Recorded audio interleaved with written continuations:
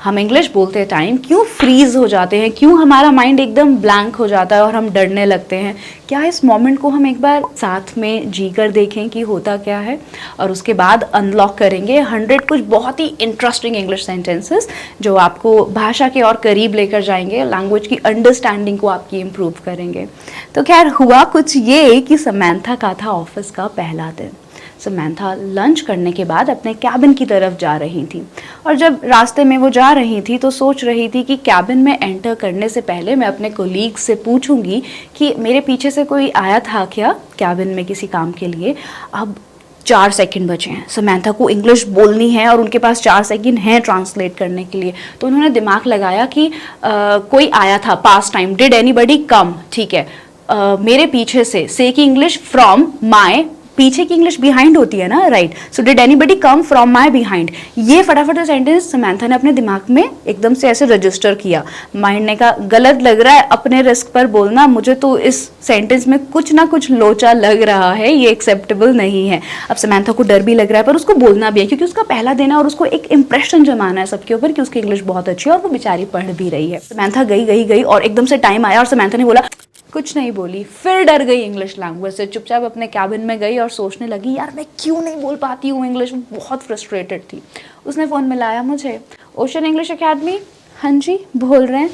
मैं इंग्लिश लिख लेती हूँ, देखो है ना, मैंने पढ़ी भी है, मुझे ग्रामर सब आती है, पर बोलते समय मेरे को डर लगता है, हेजिटेशन होती है, कॉन्फिडेंस नहीं है, कॉन्फिडेंस बिल्ड करना है स्पीकिंग का, बाकी सब मुझे आता है। अब आप बताएं, आपको क्या लगता है कि एग्जैक्टली हुआ क्या समैंथा के साथ? क्या प्रॉब्लम सिर्फ इतनी है कि उनका कॉन्फिडेंस नहीं है, उन्हें डर लगता है इंग्लिश से? वीडियो को पॉज करें और सोचें पूरी सिचुएशन को, क्योंकि हो सकता है ये बहुत सारे लोगों के साथ अभी भी हो रहा हो और फ्यूचर में ना हो, इसीलिए उसके सॉल्यूशन की बात करनी है। वेल, अगर आप मेरे से पूछेंगे तो मेरा मानना ये है कि ये कुछ ऐसा ही नहीं है कि हम अपने घर में कुछ ऐसा ढूंढ रहे हैं जो हमने खरीदा ही नहीं है। समैंथा अपने दिमाग में कुछ ऐसा ढूंढना चाह रही थी जो उसने कभी पढ़ा नहीं, सुना नहीं, लिखा नहीं, देखा नहीं, माइंड में इंफॉर्मेशन इंस्टॉल नहीं करी, और अपने आप को और अपने माइंड को बिना बात टॉर्चर कर रही है कि इसको इंग्लिश में बोल। नहीं बाबा, ऐसे नहीं होता ना। सिंपल लैंग्वेज सीखने के 2 प्रोसेस हैं, अच्छे से ज़्यादा पढ़ते रहो और साथ के साथ उसको बोलते रहो। जिस सेंटेंस की इंग्लिश नहीं समझ आ रही है उसको नोटबुक में या कमेंट सेक्शन में आकर लिख दिया करो, धीरे धीरे एक्सपैंड करो अपनी नॉलेज को। अब दूसरी चीज़ क्या है, देखो ग्रामर हमने इस पूरे स्पोकन इंग्लिश कोर्स में अभी तक बहुत अच्छे से पढ़ी है, पर प्रॉब्लम क्या है, हर चीज़ की ना ट्रांसलेशन नहीं होती है। इंग्लिश अपने आप में एक बहुत प्यारी लैंग्वेज है, हिंदी अपने आप में बहुत प्यारी लैंग्वेज है। हम क्यों सोचते हैं कि ग्रामर के रूल पढ़े तो सारी की सारी हिंदी से ही इंग्लिश ट्रांसलेट करेंगे? होता क्या है, जो भी चीज़ आप हिंदी में बोलते हो इंग्लिश में उसका एक अलग वर्जन है, इंग्लिश में उसको बोलने का एक अलग तरीका है, या जिस तरह हम हिंदी बोलते हैं उसको थोड़ा सा सिंप्लीफाई करना पड़ेगा ताकि आप शब्द से शब्द ट्रांसलेट ना करें। पीछे से कोई आया, come from behind, exact Hindi क्या है, क्या मेरी अनुपस्थिति में कोई आया था, शुद्ध हिंदी ये है जो बहुत खूबसूरत है, पर हमने उसको थोड़ा बिगाड़ दिया है, यू नो, वर्नाक्युलर टर्म बोलते हैं, लोकल भाषा के हिसाब से हम कहते हैं मेरे पीछे से कोई आया था क्या। यहाँ पे आती है दिक्कत जब हम शब्द से शब्द ट्रांसलेट करते हैं। अब जैसे मान लो आपको कहना है पंखा चल रहा है और मैंने इंग्लिश बनाई द फैन इज वर्किंग, ये प्रॉब्लम क्या है, पंखा नहीं चल रहा है, पंखा चालू है, और इंग्लिश आएगी द फैन इज ऑन।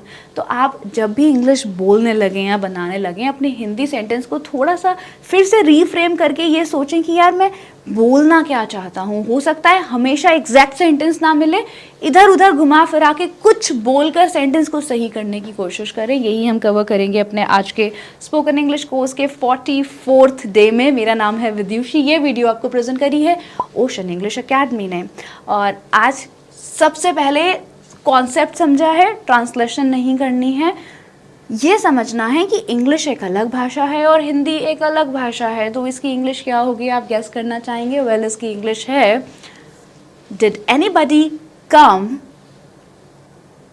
कहाँ पे, मेरी अनुपस्थिति में, okay, in my absence, did anybody come in my absence. अब मैं अगर समझता हूँ तो मैं कहूँगी did anybody come in my absence, knowledge gives you power, people, knowledge आपको पावर देगी बोलने के लिए, इसलिए ज़्यादा से ज़्यादा पढ़ो, ज़्यादा से ज़्यादा स्पीकिंग प्रैक्टिस करो। ये इसको अपने कॉन्फिडेंस पर, ईगो पर मत लेकर आओ। छोटी सी भाषा है, जितनी ज़्यादा प्रैक्टिस करोगे उतनी जल्दी बहुत अच्छा आप बोलने लगोगे। मैंने भी तो ऐसे ही सीखा है, आप भी सीख सकते हैं। सेकेंड सेंटेंस कह रहा है ये काम हो गया क्या, और उसने आंसर दिया हाँ मैं इसी पर काम कर रहा हूँ। ये काम हो गया क्या, देखो काम खुद नहीं हुआ, यहाँ पे थोड़ी सी ग्रामर की हेल्प ली हमने। काम हो गया क्या, पैसिव वॉइस, कोई ना कोई तो काम कर रहा था, तो काम हो गया क्या, उस डूअर का जिक्र नहीं है, इसीलिए पैसिव वॉइस में बना है। Is the work done, is this work completed, is this work finished. आप इसको इट भी कह सकते हो, जैसे मैंने आपको कुछ फाइल वर्क दिया और मैं कहूँगी okay is it done, is the work done, और आपने कहा I am on it. I am on it का मतलब होता है कि मैं इसी के ऊपर तो काम कर रहा हूँ, मैं काम कर रहा हूँ। आई एम ऑन इट मतलब मैंने शुरू कर दिया है इसके ऊपर काम और मैं कर रहा हूँ। इसी तरह अगर आपके ऑफिस में आपको कोई इंस्ट्रक्शन देता है कि ये काम कर लेना, तो आप कह सकते हैं sure I am on it. I am on it मतलब मैं इसके ऊपर काम कर रहा हूँ। अब आई एम ऑन इट को अगर कोई अमेरिकन हिंदी पढ़ना चाहेगा तो वो कहेगा आई एम ऑन इट। वो इसको बोलेगा, जैसे मैं बॉस हूँ और मैंने कहा Jack you have to make sure to complete this work before the day ends, दिन खत्म होने से पहले ये काम कर लेना। और जैक ने कहा हिंदी में हाँ मैं इसके ऊपर हूँ, आई एम ऑन इट, हाँ मैं इसके ऊपर हूँ। समझ रहे हैं आप, हिंदी और इंग्लिश के ट्रांसलेशन में ना फंसे। हिंदी वर्जन अलग है, इंग्लिश वर्जन अलग है। इंग्लिश इंप्रूव करनी है तो इंग्लिश वर्जन्स के ऊपर एक्सप्लोर करें, ना कि वर्ड टू वर्ड ट्रांसलेशन के गेम में फंस के आप परेशान हो। जितना ज़्यादा आप पढ़ेंगे उतना बेहतर आपकी इंग्लिश, या अगर आप हिंदी सीख रहे हैं, अमेरिकन है, तो हिंदी हो जाएगी। या ओके, उसकी बातों में मत आना। अब इसकी इंग्लिश कुछ ऐसे नहीं बनेगी, do not come in his talk, do not come in his talk. नहीं बाबा, गलत है ना। बात क्या है कि उसकी बातों में आना मत, उसकी बातों में मत आना मतलब वो जो कह रहा है ना उस बात पर यकीन मत मानना, उसके जो शब्द है उस पर यकीन मत मानना। इसके लिए एक इंग्लिश में अलग फ्रेज है, जब तक वो नहीं पढ़ा दिमाग का कचुम्बर निकालने से कुछ नहीं मिलेगा, दिमाग को टॉर्चर करने से कुछ नहीं मिलेगा। दिमाग को नर्चर करो, नरिश करो ऐसे प्यारे प्यारे सेंटेंसेस से, और इंग्लिश बोलना आसान हो जाएगा। Don't take him at his words, don't take him at his words मतलब कि वो जो कह रहा है ना उस बात को ऐसे ही मत मान लेना कि वो सही कह रहा होगा। डू नॉट टेक हिम कैसे, एट हिज वर्ड्स।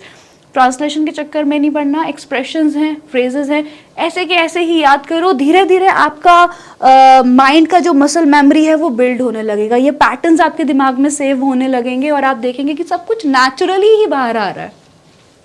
जब भी कोई इंग्लिश बोलता है तो मेरी जुबान बंद हो जाती है। अब अगर एग्जैक्ट हिंदी होगी, इंग्लिश होगी, तो आप क्या कहोगे, if somebody speaks to me in English my tongue closes. यार जुबान बंद नहीं हो सकती, ये बस हिंदी में हो सकती है कि मेरी जुबान पर ताला लग जाता है। Someone puts a lock on my tongue.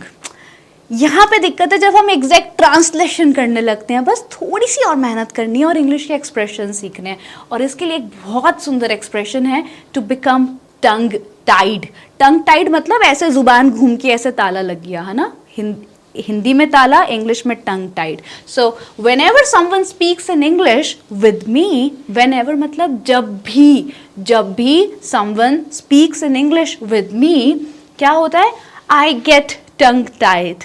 Gate मतलब हो जाता हूँ, आप बिकम भी कह सकते हैं, आई बिकम टंग टाइड।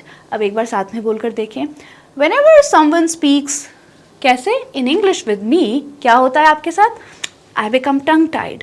ऐसा होता है, नहीं होता ना? प्लीज़ कमेंट सेक्शन में बताओ कि जब से आप इस चैनल पर वीडियो देख रहे हो क्या आपकी इंग्लिश बोलने की प्रॉब्लम सॉल्व हो रही है। आप लोग बताते हो ना, मुझे कॉन्फिडेंस मिलता है। तो सेंटेंस है, देखो ब्रेक कैसे करना है, when ever someone speaks in English with me, comma. जैसे ही जुबान, जब बोलते समय आपने एक स्वीट पॉज लिया, इंग्लिश लैंग्वेज में उसको कॉमा बोलते हैं, तो कॉमा ज़रूर लगाएं। I get tongue tied. So do you get tongue tied if anybody speaks in English with you? Oh well, you should not, because you have been learning English for quite a long time with me. पीछे जाके ध्यान से सुनोगे ना तो मैंने जो भारी इंग्लिश बोली है एक्सेंट में, उसमें कुछ वर्ड्स नहीं है, बस ग्रामर की हेल्प से और छोटे बहुत एक्सप्रेशंस पढ़कर बोली है। बस आपको यही सीखना है। अब मैं चाहती हूँ कि आप इस सेंटेंस को बनाएं कि अगर मैं किसी से इंग्लिश में बात करता हूँ तो उन लोगों की ज़ुबान पर ताला लग जाता है, पॉजिटिव अफर्मेशन, जैसा बोलेंगे वैसा होगा। कोशिश करें कि अगर आप किसी से इंग्लिश में बात करते हैं तो दूसरे बंदे की ज़ुबान पर ताला लग जाता है। आप इसे ट्रांसलेट भी कर सकते हैं और कॉन्फिडेंटली बोल भी सकते हैं। मैं लंच के बाद थोड़ी देर आराम करती हूँ। English, I take some time rest, I take some rest after lunch. ठीक है, यहाँ पे चल जाएगा काम चलाओ, पर इंग्लिश में थोड़ी देर आराम करना दोपहर में, उसको इंग्लिश में नैप बोलते हैं। सो आई अक्सर की English I usually take a power nap और अ नैप आफ्टर लंच। कब लेते हो आप? लंच के बाद। तो आई यूजुअली क्या करते हो? टेक लेता हूँ। क्या लेते हो? अ पावर नैप। कब लेते हो? After lunch. सेंटेंस को ब्रेक कर करके पढ़ो। अब आप बोलो क्या करते हो आप? मैं करता हूँ, आई यूजुअली टेक, लेता हूँ। क्या लेते हो? I usually take a power nap after lunch. I usually take a power nap after lunch. Okay, इसकी स्पेलिंग क्या है? आप क्लास में हो या किसी से उसका नेम या एड्रेस पूछ रहे हैं और उन्होंने कोई ऐसा वर्ड बोला जिसकी स्पेलिंग आपको नहीं आती, तो आप उनसे कह सकते हैं how do you spell it? आप इसे कैसे स्पेल करते हो? How do you spell it please? How do you spell this word? जैसे मैंने अपना लास्ट नेम बताया जो थोड़ा कॉम्प्लेक्स था आपको समझने के लिए, तो आप कह सकते हो how do you spell your last name please? How do you करते हो, simple present tense, how do you spell क्या योर लास्ट नेम प्लीज़? अब आप बताओ, अगर आपको किसी वर्ड का मीनिंग पूछना है तो आप कैसे पूछोगे कि इस शब्द का मीनिंग क्या है? देखते हैं, आप कर सकते हैं 7 सेंटेंस। जोर से बोलो या फिर प्यार से बोलो। जोर से बोलो, जय माता की। तो जोर से बोलो, आप इसमें कह सकते हैं स्पीक लाउडली, पर लाउडली का मतलब होता है एग्जैक्टली चीख चीख के बोलो, है ना? तो ये गलत हो गया। आप सिंपल कहें speak up. Could you please speak up? Phone पर बात कर रहे हो, दूसरे की आवाज़ आ ही नहीं रही है, कॉन्फ्रेंस में बैठे हो, समझ ही नहीं आ रहा है दूसरा बंदा क्या कह रहे हैं, तो आप रिक्वेस्ट कर सकते हो could you please speak up? Could you please speak up? छोटा बच्चा बदतमीजी कर रहा है अपने बड़े भाई के साथ, तो आप कह सकते हो please speak gently, speak nicely, speak gently और स्पीक नाइसली, स्पीक सॉफ्टली। और अगर आप कहते हो प्राउड से बोलो तो क्या कहोगे? प्राउड से बोलो। बताओ कमेंट सेक्शन में। 8 सेंटेंस। मैं सीढ़ी से गिर गया। मैं सीढ़ी से गिर गया। I fell from the stairs. I fell from the stairs, क्योंकि फ्रॉम का मतलब होता है से। ये सेंटेंस गलत है क्योंकि आप सीढ़ी से नीचे गिरे हो, तो यहां पर आना चाहिए I fell down the stairs. I fell down the stairs. यहाँ पे फ्रॉम की जरूरत नहीं है क्योंकि सीढ़ी से आप ऐसे थोड़ी कूद गए हो ना, आप एक जगह से दूसरी जगह नहीं गए हो, आप एक जगह से नीचे आए हो वैसे, मतलब आप नहीं कोई और। तो इंग्लिश होगी I fell down the stairs. I fell down the stairs. मेरे हाथ में चोट लग गई है इसलिए ऑफिस नहीं आऊँगा। I broke my arm, I broke my leg, और आई हैव, अच्छा ब्रोक मतलब लगता है कि यार थोड़ा सा ज़्यादा ही चोट लग गई है, तो अगर छुट्टी चाहिए तो आप कह सकते हो I have hurt my arm. यहाँ पर लिखा है I have hurt my arm, मतलब चोट लग गई है, ऐसा टूटा बूटा नहीं है, but sir actually I fell down the stairs and I have hurt my arm, so I'll not be able to come to office today. अब आप बताओ, जैक कुर्सी से गिर गया। ये मैंने लाइव सेशन में भी पूछा था। Let's see if you still remember it. Jack कुर्सी से गिर गया है। ये किसी को नहीं बताना। Don't tell it to anyone. यहाँ पर इट रेफर कर रहा है इस बात को कि ये बात किसी को मत बताना। Do not tell it to anyone. अगर आप कहोगे do not tell this talk to anyone, फिर से वही हिंदी वाली बीमारी, तो आप सिंपल कहोगे do not tell it to anyone. Okay, now ये पता चल रहा है क्या? ये पता चल रहा है क्या? मान लेते हैं कि मेरी यहाँ पर टॉप पर ऐसे कुछ स्क्रैच लगा हुआ है, थोड़ा सा टोन है, फटा हुआ है, और मैं पूछ रही हूँ कि मैं इसे बालों से ढक लूँगी, देखना पता चल रहा है क्या? या कभी कुछ सब्जी का दाग लग जाता है तो आप पूछते हो ना, देखना ये दिख रहा है क्या? पता चल रहा है क्या? ना पता चल रहा है क्या हिंदी ट्रांसलेशन में उलझ गए तो कभी इंग्लिश नहीं बनेगी। दिमाग में सही सेंटेंस डालो, और सेंटेंस है इज इट नोटिसेबल? क्या ये नोटिस करने के लायक है? मतलब क्या ये नोटिस हो रहा है, ये दिख सकता है क्या किसी को? Is it noticeable? इट क्या है? जो भी आप कपड़ा दिखा रहे हो कि इट इज़ लिटिल टोन और maybe the stitches are coming out, धागे बाहर निकल रहे हैं या स्ट्रेन है, आप उसको रेफर कर रहे हो कि देखना दिख रहा है क्या? Is it noticeable? Is it noticeable? क्या दिख रहा है, इसीलिए इज पहले आया है। ये हमें समझाया था हमारी अब तक की सारी ग्रामर की वीडियोस में। अगर आपने नहीं देखा है तो अभी पढ़ना शुरू कर दो। It is never too late. सब कुछ है पूरे कोर्स में। ये कोर्स इतना पावरफुल है कि किसी को भी इंग्लिश बोलना सिखा सकता है अगर वो मेहनत से मेरे साथ स्टेप बाय स्टेप प्रैक्टिस करता है। बीच में मत बोलो, डू नॉट स्पीक बीच में की इंग्लिश आ गई in between. Don't speak in between. Please do not speak in between. Please make sure you are making your notes simultaneously. Do not miss on even a single sentence. बहुत ही प्यारे sentences हैं, लिखते रहिएगा। मेरे जूते घिस गए हैं, मेरे जूते worn out हो गए हैं। wear out होता है कि किसी चीज़ का बहुत ज़्यादा उसको घिस दिया है, पहन पहन के ख़राब हो गया है, घिस गया है, तो उसकी फ्रेजल वर्ब है, इंग्लिश है wear out। और यहाँ पर है कि किसने घिसे हैं ये नहीं बताया, इसीलिए पैसिव वॉइस में है सेंटेंस, तो इंग्लिश आ गई my shoes are worn out। खुद से तो नहीं घिस घिस के आधे हो गए ना, हम ही ने पहन पहन के उनको फाड़ दिया है या घिस दिया है, तो पैसिव वॉइस में सेंटेंस है my shoes are worn out। Okay 13, वो खाने में बहुत नखरे करता है, वो खाने में बहुत नखरे करता है। He does a lot of नखरा इन eating.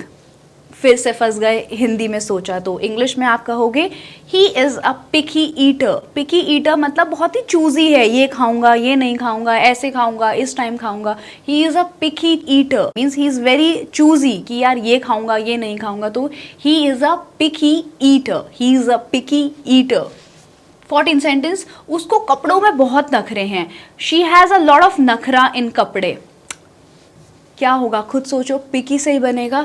She is very picky about her clothes. वो बहुत ही चूजी है अपने कपड़ों के सिलेक्शन में कि ये पहनूंगी, ये नहीं पहनूंगी, तो शी इज़ वेरी क्या है, शी इज़ वेरी क्या है, picky. She is very picky about her clothes.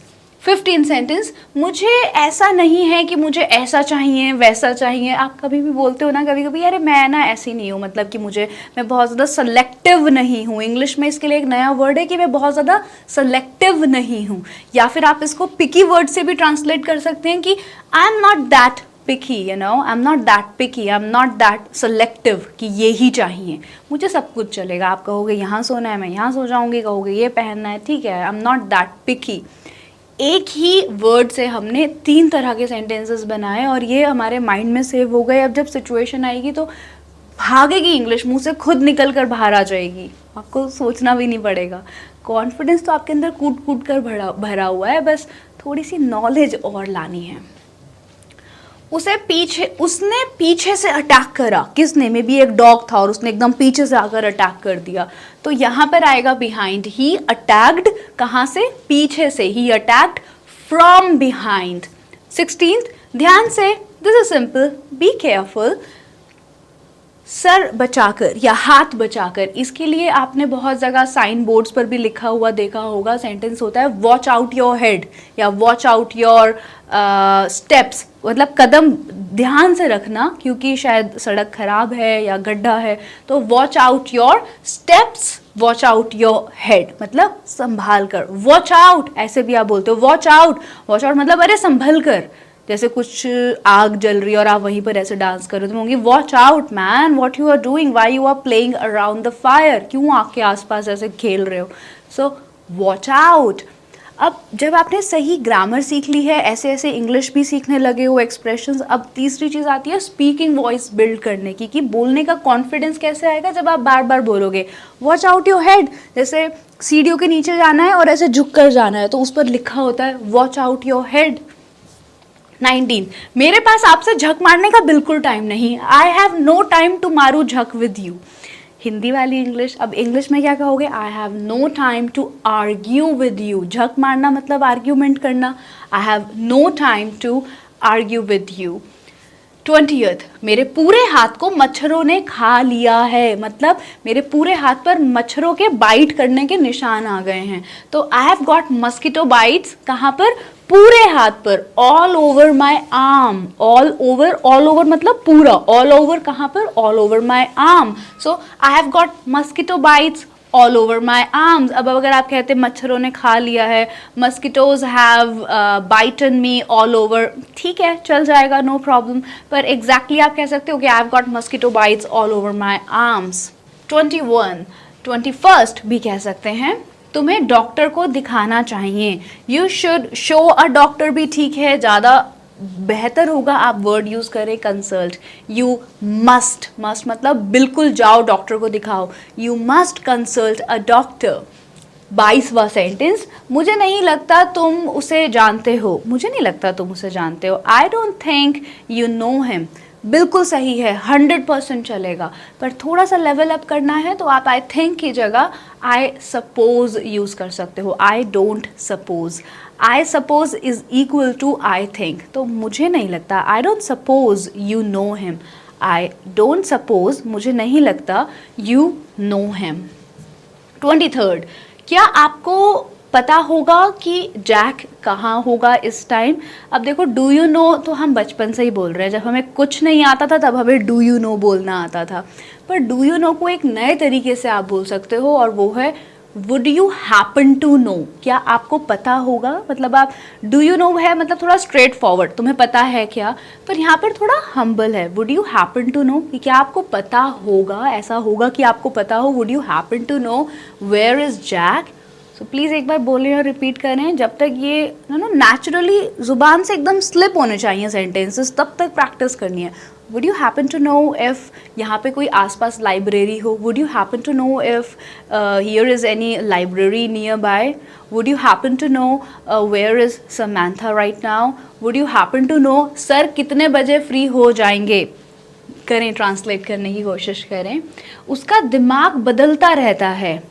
He keeps changing his mind भी ठीक है, उसका दिमाग बदलता रहता है, पर एग्जैक्टली आप उसकी क्वालिटी बता रहे हो। और इसके लिए इंग्लिश में एक बहुत प्यारा वर्ड है फिकल माइंडेड। वो क्या है? वो फिकल माइंडेड है। कभी कहता है ये करूँगा, कभी कहता है वो करूँगा, कभी कहता है ऐसे करूँगा, पर चेंज करता रहता है अपना mind. So he is what? He is so fickle minded. Fickle होती है ना, लाइट भी ऐसे फिकल करती है, जलती बुझती है, तो he is so fickle minded. He is so fickle minded. 25th sentence, मुझे इसके बारे में ज़्यादा नहीं पता है। ये इजी है, आप बनाएंगे। मुझे इसके बारे में ज़्यादा नहीं पता है। ज़्यादा, I don't know more about it. I don't know much about it. Much और मोर में क्या डिफरेंस है, इसकी एक डिटेल्ड वीडियो आपके लिए बनाएंगे अगर आप कहेंगे तो। पर पहले modal verbs as I had made a promise, तो इसके बाद की जो वीडियोज़ आएंगी वो मॉडल वर्ब्स के ऊपर आएंगी। ठीक है, मुझे इसके बारे में ज़्यादा नहीं पता है। I don't know much about it. Much मतलब ज़्यादा नहीं, I don't know much about it. I don't know more about it का मतलब क्या आएगा कि इससे ज़्यादा नहीं पता। इतना तो मैंने बता दिया जितना पता था, पर इससे ज़्यादा नहीं पता, तो I don't know more about it. I don't know much about it, ज़्यादा नहीं पता। 26 सेंटेंस, मेरा नंबर लिख लो। राइट डाउन माई नंबर, और आप एडवांस इंग्लिश में कह सकते हैं जॉट डाउन माई नंबर। मेरा नंबर लिख लो, जॉट डाउन माई नंबर। कभी कोई आपसे ऐसे बोलता भी है, ये काफ़ी लोगों ने मेरे साथ तो इंग्लिश में बोला है कि okay you may jot down my email address और let me jot down your contact number, मतलब लाओ मैं आपका नंबर लिख लेता हूँ। तो अगर आप किसी से मिल रहे हो, आपको उनका नंबर चाहिए, तो आप कह सकते हो okay please let me jot down your contact number, और I would like to have your contact number. या फिर आप उनको कहना चाहते हो मेरा नंबर लिख लो, please jot down my contact number and email address. 27वां सेंटेंस, मैं ऐसा करना बहुत पसंद करूँगी। मैंने कहा आप मेरे साथ चलेंगे, आपने कहा हाँ हाँ बिल्कुल। आप चाय पियेंगे, हाँ हाँ बिल्कुल। क्या आप ये खाना पसंद करेंगे, हाँ हाँ बिल्कुल। Simple sentence, I would love to. Would you like to come with me? I would love to. Would you like to have a cup of coffee with me? I would love to. Simple, मैं ये करना बहुत पसंद करूँगा। Expression है would love to. जैसे I would love to meet you someday, आपने लिखा I want to meet you, मैं आपसे मिलना चाहता हूँ। फील नहीं है I want to meet you से, I would love to meet you someday, मैं किसी ना किसी दिन आपसे ज़रूर मिलना चाहूँगा। I would love to meet you someday. 27th, it should be 28th, okay no problem. मुझे बहुत अच्छा लगता अगर मैं आपकी हेल्प कर पाता, पर मैं नहीं कर सकता। ये क्या है? ये इसमें ग्रामर का ट्विस्ट है, और कभी कभी ना आप ऐसे सरकास्टिकली बोलना चाहते हो कि यार मेरे को ना बड़ा अच्छा लगता अगर मैं हेल्प कर पाता, पर मैं कर नहीं सकता। लैंग्वेज के साथ अब आपने थोड़ा सा एक्सपेरिमेंट्स ज़्यादा अच्छा लेवल पर खेलना शुरू कर दिया, तो आप कहोगे, ये आपने वुड हैव में पढ़े थे सेंटेंसेस जब आपने वुड हैव का कंडीशनल्स पढ़ा था, पर एक बार फिर रिवाइज कर लेते हैं। I would have love to help you, मुझे बहुत मज़ा आता अगर मैं आपकी मदद करता, मैं बहुत खुश होता। आई वुड हैव लव्ड क्या करके, to help you, but unfortunately दुर्भाग्यवश मैं नहीं कर सकता, I can not. I would have love to help you but I am sorry I can not. ये एक तरीका है किसी को मदद ना करने के लिए, मना करने के लिए। मेरे साथ शॉपिंग पर चलोगे, I would have loved to come with you but unfortunately I can not as I am busy with some personal engagements. मैं किसी ना किसी पर्सनल काम में उलझा हुआ हूँ, as I am already preoccupied with some another work. So would you like to come with me? Would you like to have a cup of coffee with me? I would have loved to, but unfortunately, like I have to rush. There is something very important I have to take care of. Sentence के बाद sentence जुड़ता जाता है अगर दिमाग में सारी information पहले से ही डाली हुई है। प्री ऑक्यूपाइड मतलब पहले से ही बिजी हूँ, कुछ और काम में मैंने अपने आप को बुक किया हुआ है। ओके, बिल्कुल। आप बताएं बिल्कुल के लिए आप क्या कह सकते हैं? आप कह सकते हैं सर्टेनली, डेफिनेटली, या फिर आप कह सकते हैं फॉर श्योर, या फिर श्योर थिंग, ये काम कर देना, फॉर श्योर। क्या आप कल तक पेमेंट कर देंगे? For sure. क्या मुझे उसे बुलाना चाहिए? Sure thing. बड़ी स्मार्ट इंग्लिश है। श्योर थिंग मतलब 100% ऐसा होना ही चाहिए और होगा भी। श्योर थिंग, आप कल आओगे? For sure. ठीक है, तो डेफिनेटली भी ठीक है, सर्टेनली भी ठीक है, पर ये और थोड़ा एक्यूरेट है। क्या आप उससे बात करोगे? For sure. Will you be able to complete this work before the day ends? Sure thing, for sure I will be able to do it. Okay, 29th, उसको मैसेज कर देना। सिंपल सा सेंटेंस है, drop him a text. Drop मतलब यहाँ पर गिराने से नहीं है, ऐसे मैसेज ऐसे ड्रॉप करने से, कि उसके इनबॉक्स में ऐसे मैसेज ड्रॉप कर देना। So drop him a message, drop him a text, ये वो इंग्लिश है जो आप बहुत ही फ्रीक्वेंटली वेब सीरीज़ में देखते हैं या सुनेंगे। तो ये बिल्कुल मॉडर्न इंग्लिश है जो एग्जैक्टली बोली जाती है, कोई इसमें ट्रांसलेशन वाला कोई काम नहीं है। सुबह जल्दी निकलना अगर ट्रैफिक में नहीं फंसना तो। Okay, leave early if you don't want to get stuck in traffic, ये इसकी एक पॉसिबल ट्रांसलेशन है। Leave early tomorrow morning so you do not get stuck in traffic. एक दूसरा तरीका है इसको कहने का कि आप कहें leave early to avoid the morning traffic. Leave early to avoid the morning traffic.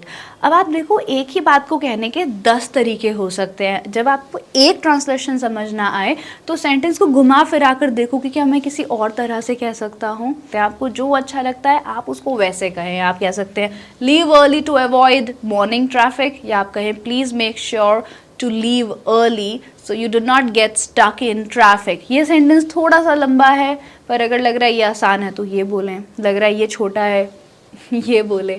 तो एकदम स्टक ना फील करें कि एक बात को एक ही तरह से कहना है। एक बात को आप जैसे तोड़ मरोड़ कर कहना चाहें वैसे कहें, बस वो एग्जैक्ट मीनिंग कन्वे करें। मैं ये रात होने से पहले कर दूंगा, I will do it before the day ends, या फिर before the end of the day. दोनों ही तरीके सही हैं। मैंने जैसा पहले कहा I will do it before the day ends, दिन खत्म होता है उससे पहले मैं ये काम कर दूंगा। या फिर आप कहो I will do it before the end of the day, before the end of the day. I will do it before the end of the day. अच्छा, यहाँ पे मैंने द को एकदम दी बोला, आपने देखा ऐसा क्यों हुआ? ई है ना, तो ई क्या है? वॉल है, वॉवल साउंड है, ए ई आई ओ यू। अगर इनसे पहले द आएगा TH तो उसको द नहीं दी प्रोनाउंस करते हैं। तो ये एकदम से नेचुरली आपके ऊपर जितनी आप रीडिंग प्रैक्टिस और लिसनिंग प्रैक्टिस करोगे ये चीज़ें खुद से इम्बाइब हो जाएंगी, खुद नेचुरली ही आप अडॉप्ट कर लोगे और खुद ही नेचुरली ठीक कर लोगे। वो टाइम आएगा पर उसके लिए पढ़ते रहना पड़ेगा। So the sentence is I will do it before the end of the day. ये देखो, आपने कोई ड्राइंग बनाई या कुछ कमरे में छिपकली आ गई या कुछ नया किया है तो आप कहते हो ये देखो, check it out, check it out, check it out, check it out, देखो ज़रा, चेक इट आउट, कैसा लगा, how do you like it.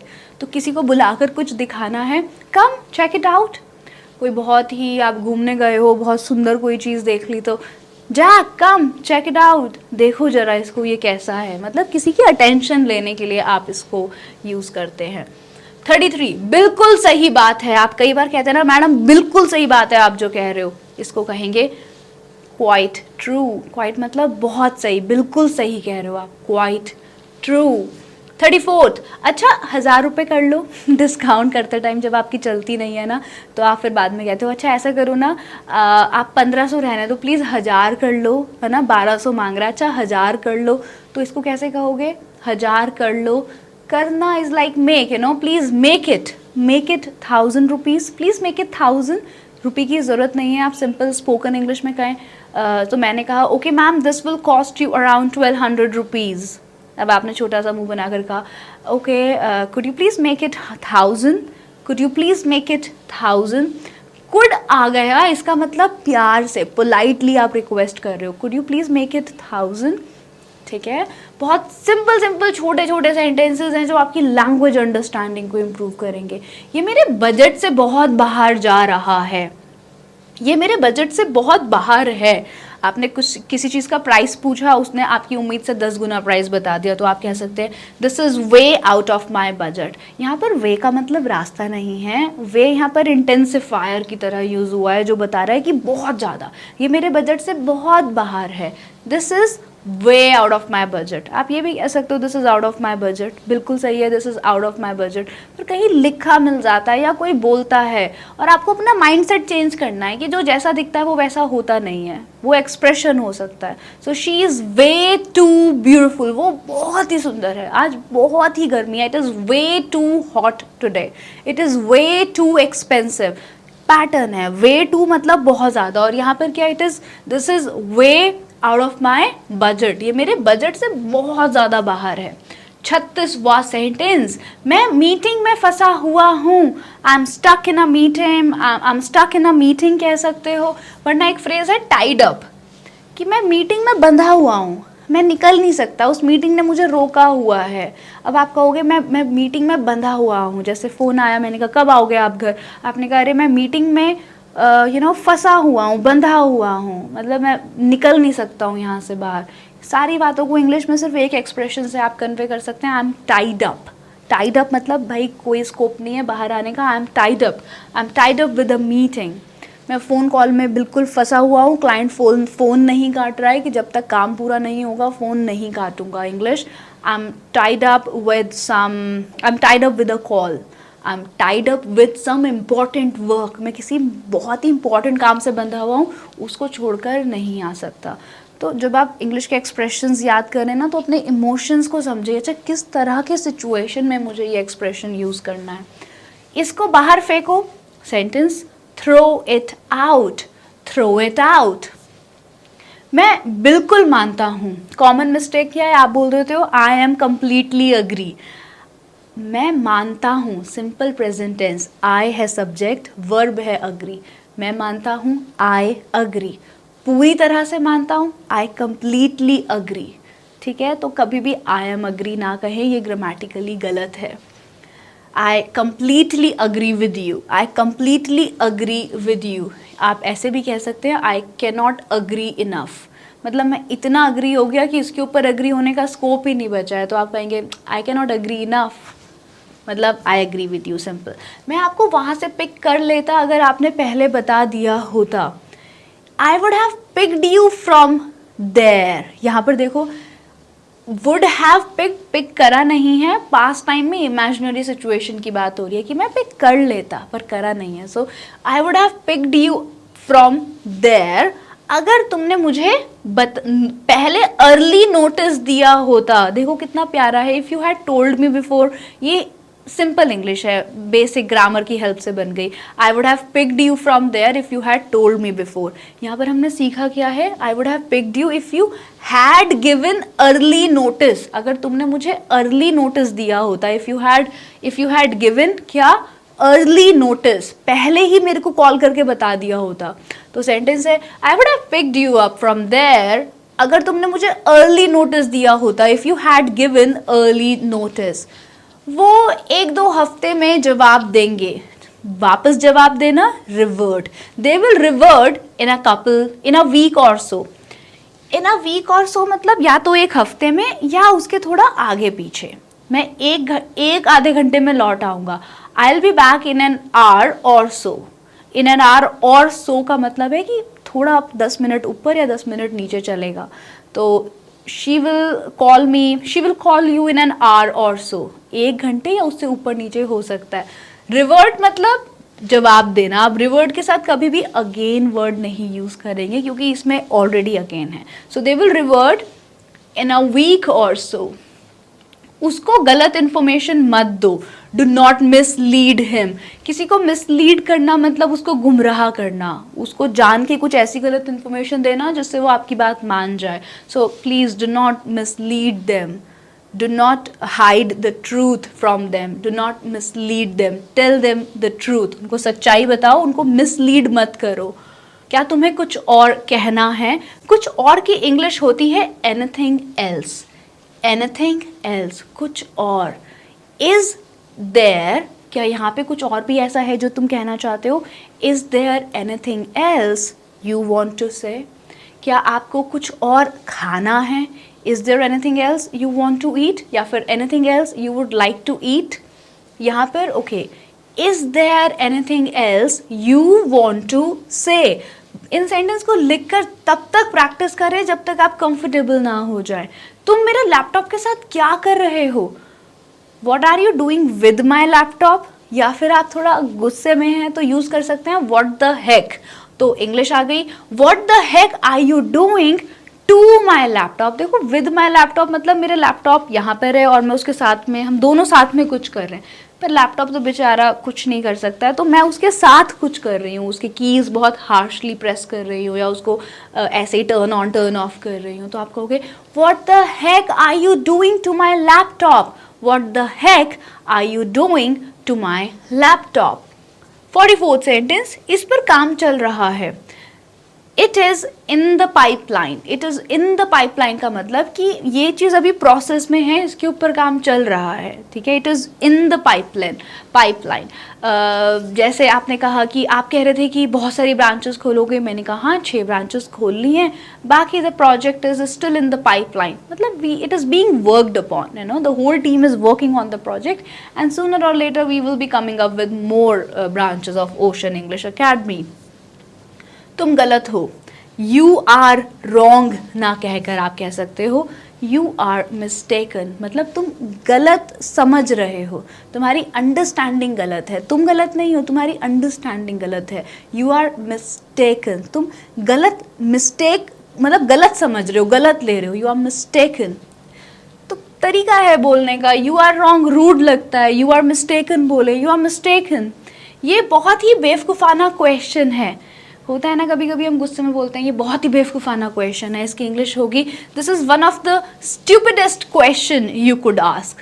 Stupidest, stupid से बना है, स्टूपिड में बस EST आया है। So this is one of the stupidest question you could ever ask. Ever मतलब कभी भी।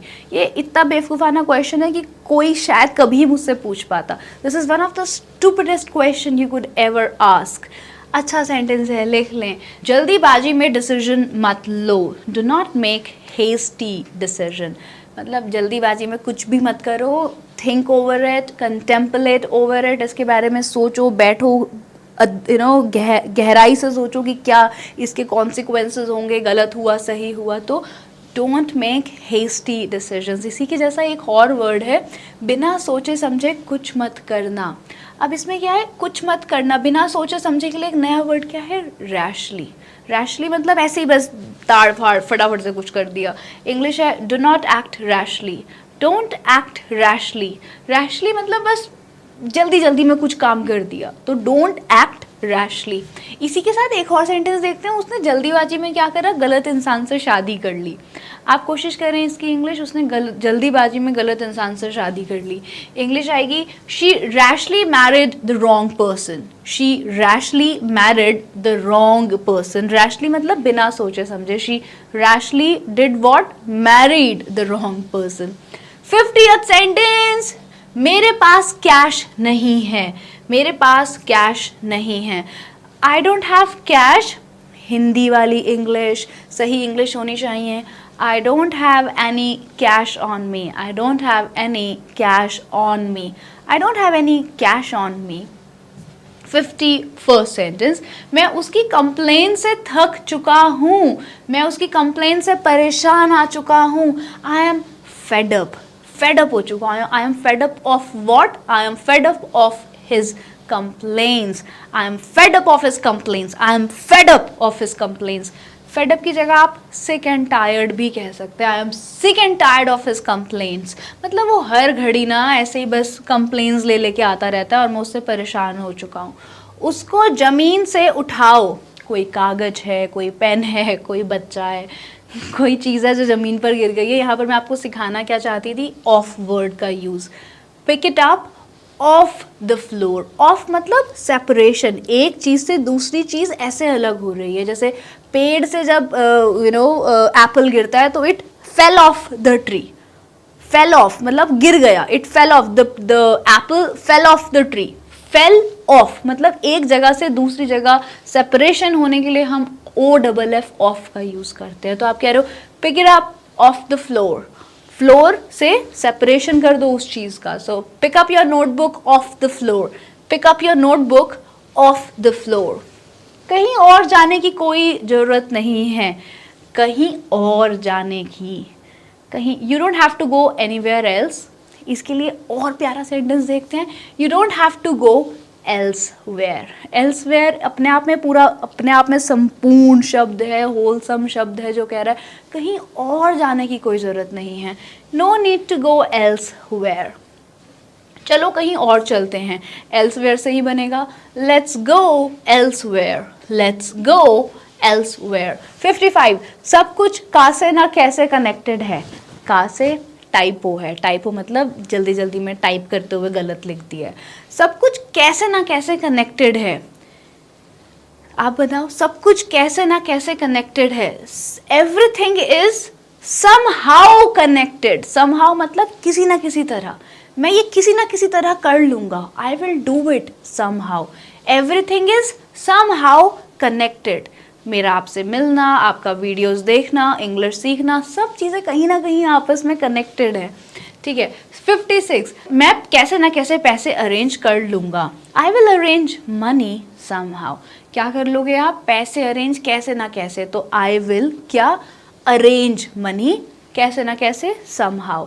I will arrange money somehow. मैंने उसको अभी तक कुछ नहीं बताया है। अभी तक की इंग्लिश होती है टिल नाउ, मतलब इस समय तक, पर मैं आगे बता सकती हूँ। तो इंग्लिश है I have not told him anything. Anything मतलब कुछ भी नहीं। I have not told him anything. कब तक? टिल नाउ, अब तक। I have not told him anything till now. यहाँ पर आप रास्ते में जा रहे थे, मैंने आपका नाम पुकारा, आप इधर उधर देखने लगे और मैंने कहा अरे इधर, इसकी इंग्लिश होगी ओवर हियर। या आप घर पर आए और आप कह रहे हो आप कहाँ हो, मैंने कहा मैं यहाँ हूँ, यहाँ पर हूँ, ओवर हियर। इसी तरह अगर आप कहना चाहते हैं वहाँ पर, तो उसकी इंग्लिश होगी ओवर देयर। अंकल कहाँ हैं? वहाँ पर हैं, ओवर देयर। मेरी बुक्स कहाँ हैं? Over there. मेरा चार्जर कहाँ है? Over there. पानी की बॉटल कहाँ है? Over here. विद्युषी कहाँ है? Over here. परफेक्ट। छोटी छोटी चीज़ें ना। अब देखो यहाँ पर आता है आपका नेक्स्ट सेंटेंस, उसको अखबार में बांध लो। मे बी कोई कांच की चीज़ है, कुछ खाने का सामान है, उसको आप कह रहे हो उसको ना अखबार में बांध लो। इसकी इंग्लिश होगी wrap it in the newspaper. Wrap करना मतलब ऐसे रैप करना है ना, चारों तरफ से ढकना। सो रैप इट, इट किस चीज़ के लिए यूज़ हुआ है? जिस चीज़ को आप अखबार में बांधने वाले हैं। तो rap it in the newspaper, rap it in the newspaper. अच्छे से कपड़े पहन लो, बाहर ठंड है। रैप से ही एक बहुत अच्छा फ्रेजल वर्ब भी बनता है, wrap well, wrap up well. Wrap up well मतलब खुद को अच्छे से ढक लो, पूरा कवर कर लो क्योंकि बाहर ठंड है। Wrap up well, it's pretty chilly outside, it's pretty cold outside. तो रैप अप वेल। आप वैसे भी कहते हो ना, अरे ढंग से बांधना, कुछ गिर ना जाए, है ना, तो रैप अप वेल वहाँ पे भी यूज़ हो सकता है। वैसे अपने आप में रैप अप वेल एक फ्रेजल वर्ब है जिसका एक मीनिंग ये भी निकलता है कि ढंग से ढक लो ताकि ठंड ना लगे। 64th सेंटेंस, चलो मीटिंग खत्म करते हैं। English, let's wrap up the meeting. Wrap up the meeting का मतलब है कि मीटिंग खत्म करते हैं। इवन आपने देखा होगा ना, जब कभी शूटिंग चल रही होती है तो वो डायरेक्टर बोलता है okay wrap up. Wrap up मतलब कि चलो समेट लो, आज के लिए हो गया, इतना बहुत है। तो wrap up the meeting, let's wrap up the meeting, let's wrap up the class, okay let's wrap it up। let's wrap it up मतलब आप कोई चीज़ पर काम कर रहे थे, अब अंधेरा हो गया है, सब थक गए हैं, तो आप कह सकते हो all right guys let's wrap it up। पर अभी हमारे wrap up होने में थोड़ा समय और बाकी है। पेशेंटली पढ़ते रहें, मैं भी नहीं थकी, आप भी ना थकें, प्रैक्टिस करते रहें। 65 मैं हूँ। ओके तो आपने फ़ोन किया, आपने कहा कि अरे मेरे को विदुषी से बात करनी है, तो मैंने कहा हाँ हाँ मैं ही बोल रही हूँ। इसकी इंग्लिश होगी या इट्स मी, या फिर this is me, this is she, ये मैं ही हूँ, this is me, this is she, या फिर या इट्स मी, मैं ही बोल रही हूँ, इट्स मी। या नॉक नॉक, कौन है, it's me Vidushi. Next sentence, कब से, अच्छा कब से जा रहे हो आप वहाँ पर, कब से आप सीख रहे हो इंग्लिश, कब से तुम्हें इस बारे में चिंता होने लगी है। कब से की इंग्लिश होती है since when।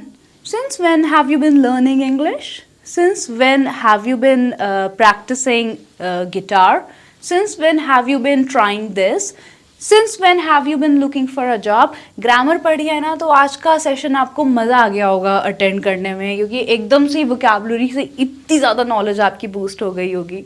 तुम पॉलिटिक्स में कब से इंटरेस्ट लेने लगे हो, since when did you become so interested in politics। since when कब से तुम इंटरेस्टेड हो गए पॉलिटिक्स में इतना।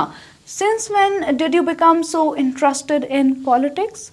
तुम्हें कब से उसकी चिंता होने लग गई, इंग्लिश बनाओ, या तुम्हें कब से मेरी चिंता होने लग गई। since when did you become, I know you can do it। Okay देखते हैं कि वीडियो के इस एंड तक कितने लोग अभी भी प्रैक्टिस कर रहे हैं। 68 देखना जरा, इसका ढक्कन नहीं खुल रहा है। Can you loosen the lid off this jar please.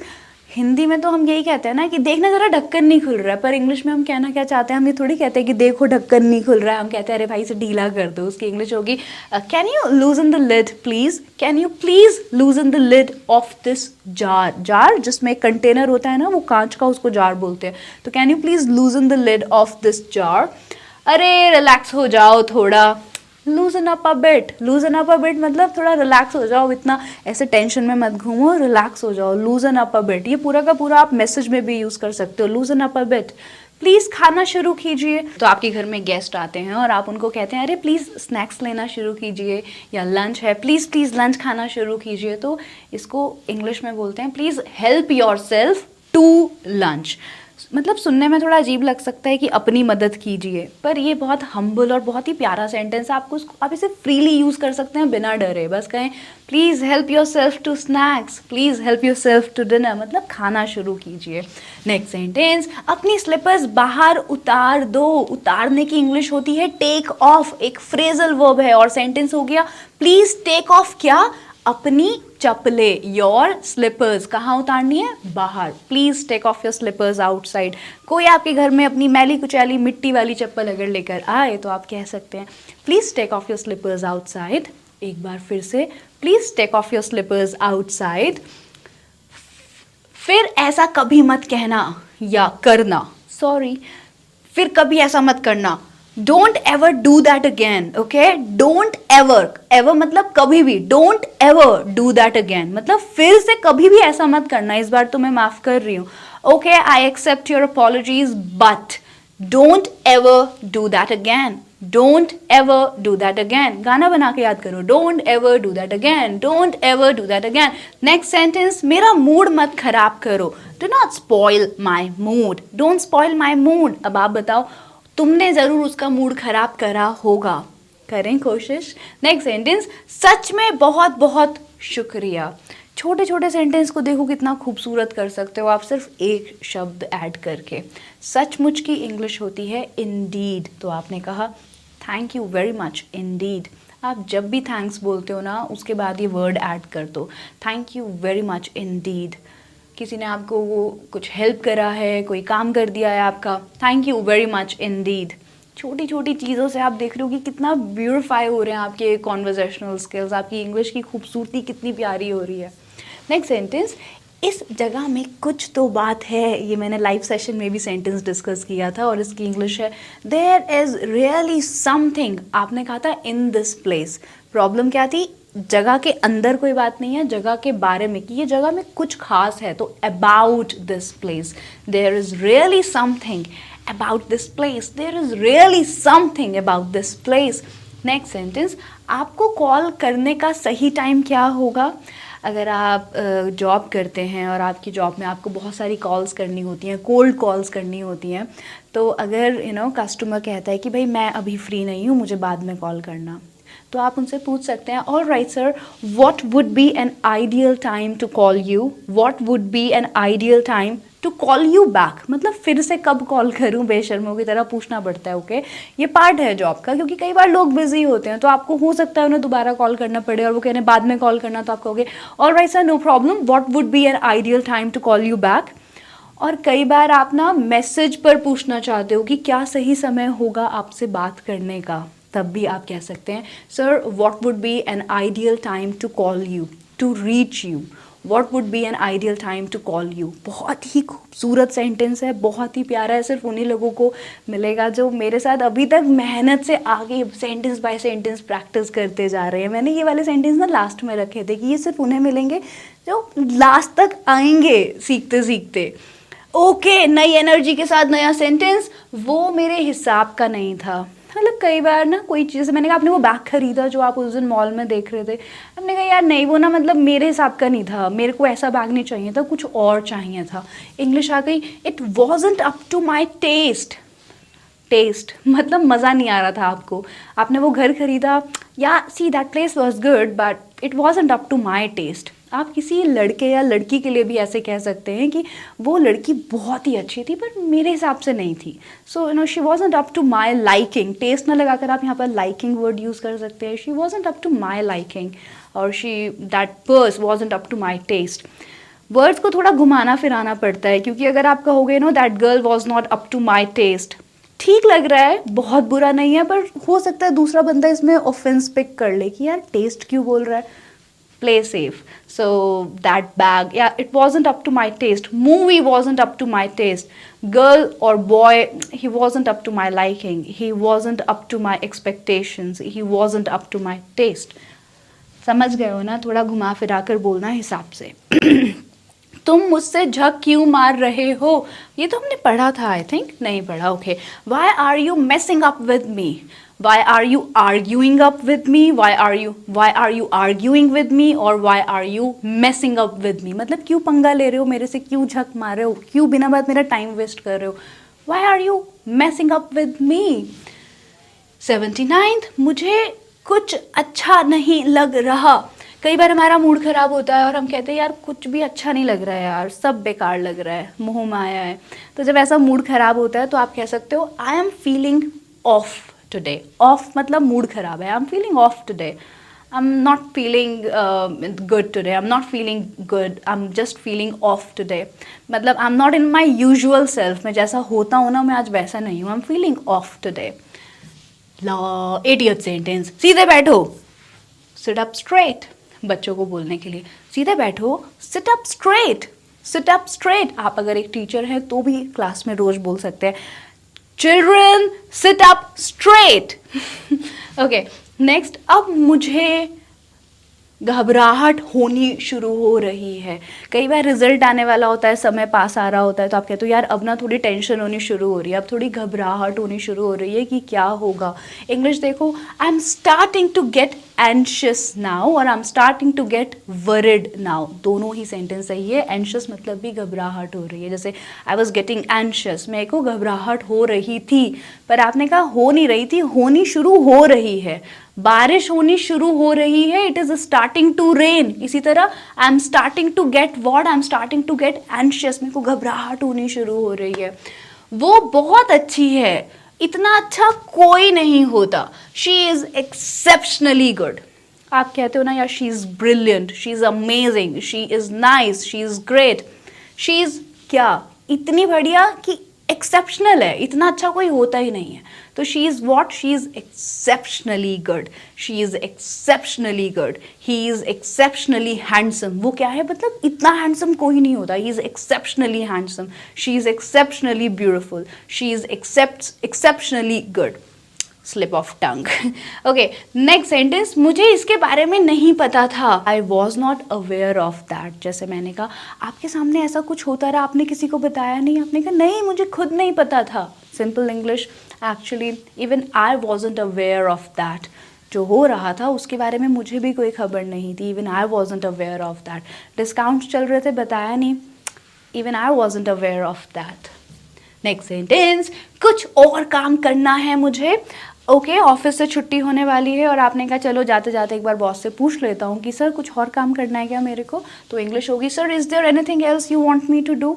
ध्यान से देखो, इज़ देयर एनीथिंग एल्स, क्या कोई और काम है जो आप चाहते हैं कि मैं करूँ। Is there anything else that you want me to do. कौन कह रहा है कि आप चाहते हो कि मैं करूं। Sir is there anything else you want me to do. मम्मी को भी अपनी खुश कर सकते हो, टीचर को भी कह सकते हो, अगर टीचर ने आपको कोई काम बोला है कर दिया है, बॉस ने बोला है काम कर दिया, अब आप कह रहे हो बॉस और कोई, अब आप अंदर से तो ऐसे बोलना चाहते हो कोई और काम है, बता बता, नहीं बता मैं कर लूँगा। इंग्लिश में, sir is there anything else you want me to do, कोई और काम है जो आप चाहते हैं मैं करूँ। Is there anything else you want me to do. वो पता नहीं कहाँ से आ गया, वो पता नहीं अचानक से कहाँ से आ गया। यहाँ पे गलती है हिंदी में, इसकी एग्जैक्ट हिंदी होनी चाहिए, पता नहीं यार वो अचानक से एकदम से कहाँ से आ गया, मतलब वो कहीं नहीं था, वो गाड़ी पता नहीं अचानक से कहाँ से आ गई। इसकी इंग्लिश है out of nowhere. He came out of nowhere. Out of nowhere मतलब, आउट ऑफ नोवेयर मतलब कहीं से नहीं, मतलब पता नहीं अचानक से, वो पता नहीं डॉग कहाँ से आ गया अचानक से। That dog came out of nowhere, that car came out of nowhere. उसने पता नहीं कहाँ से ये बात कह दी। तो she said that, she asked me this question, उसने मेरे से ये क्वेश्चन पूछा, पता नहीं कहाँ से उसने मेरे से ये क्वेश्चन पूछ लिया। She asked me this question out of nowhere and I was completely tongue tied. और एकदम मैं बिल्कुल चुप्पी हो गई, नो मैं बिल्कुल एकदम चुप हो गया, मेरे मुंह पर ताला लग गया। She asked me this question out of nowhere and I was completely tongue tied. Last sentence, हाँ ये सही है। ओके, तो ये लास्ट सेंटेंस क्यों बोला है मैंने आपको, क्योंकि ये वीडियो का एक्चुअली में सेकंड पार्ट था। फर्स्ट पार्ट का लिंक आपको मिल जाएगा इस वीडियो के ठीक लास्ट में, आप देख सकते हैं। उसमें हमने 15-16 सेंटेंसेस सीखे थे और आज की वीडियो में टारगेट था पूरे 85-86 सेंटेंसेस सीखने का। तो सही है ना, आप कहोगे हाँ हाँ ठीक है, तो उसकी इंग्लिश होगी alright, fair enough. Fair enough मतलब ठीक है, बिल्कुल ऐसा ही होना चाहिए था कि आपने एक में 15-16 सेंटेंस पढ़ाए थे और एक में इतने पढ़ा दिए। गाइस मैंने तो बढ़ा दिए, मैं 500 सेंटेंसेस की भी एक वीडियो आपके लिए बना सकती हूँ, मैं सब कुछ करने के लिए तैयार हूँ। पर पता नहीं, मुझे लगता है कि शायद बहुत ही कम लोग होंगे जो एंड तक देख रहे थे। अगर आप उन बहुत ही कुछ कम लोगों में से हैं ना जो 1 घंटे का लेक्चर सुनने के लिए रेडी थे, नोट्स बना रहे थे, पढ़ रहे थे, तो मैं बस आपको इतना कहना चाहती हूँ कि आप दुनिया की ना सारी अच्छी चीज़ें ही डिज़र्व करते हैं, क्योंकि आप अपने ऊपर काम कर रहे हैं, आप इतनी मेहनत से पढ़ रहे हैं। और अगर आप इसी मेहनत से पढ़ते रहेंगे ना, आपको कोई भी नहीं रोक सकता इंग्लिश पर बहुत अच्छा होल्ड पाने से और बहुत अच्छा स्पीकर बनने से। तो मैं आपकी दिल से रिस्पेक्ट करती हूँ, आपकी मेहनत की और आपके एफर्ट्स की। इंग्लिश आप ही के लिए बनी है, आप सीखते रहें और आगे बढ़ते रहें। This is me Vidushi Kaushik signing off, until we meet again.